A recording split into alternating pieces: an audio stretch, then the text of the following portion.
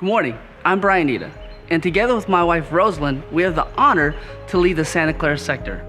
Today, I want to tell you a story about searching and God's uncanny ability to help us find a signal through the noise. Sri Dar is a young professional who recently moved to the Bay Area. Having grown up in India under some challenging circumstances, Sri pursued the American dream in hopes to make a better life for himself and his family. Sri's passion for building and love of nature led him to a career in landscape architecture, which ultimately brought him to the Bay Area. With working long hours at his job for a successful landscape architecture firm during the day, all the while his evenings being spent building his own startup company in India left Sri with a few hours to himself. Although he was becoming successful, he was unfulfilled. There was something that he knew that he needed, but he didn't quite understand it yet. Yet through the noise of demands, distrust, and discontentment, God was sending him a clear signal. Sri decided to do a search on Google Maps for churches in the area.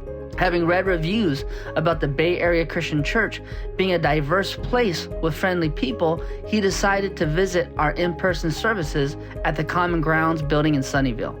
Sri started studying the Bible after coming to church for a week because we built a real friendship. We played tennis together and a few hikes together. During Thanksgiving was one of the best, and just never had a Thanksgiving meal hosted by friends like Jeff and Sheila Payne.